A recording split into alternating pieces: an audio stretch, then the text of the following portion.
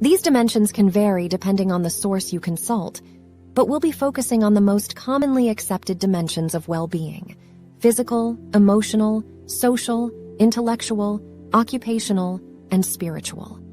Let's break down each dimension a little further. Physical well-being includes things like exercise, nutrition, and sleep. It's about taking care of your body and keeping it healthy. Emotional well-being involves being aware of and accepting your emotions, and having the ability to cope with stress and difficult situations. Social well-being is all about having positive relationships and connections with others, whether that's with friends, family, or coworkers. Intellectual well-being involves engaging in activities that challenge your mind and help you continue learning and growing. Occupational well-being involves finding satisfaction and fulfillment in your work or career. And finally, spiritual well-being involves having a sense of purpose and meaning in life and feeling connected to something greater than yourself.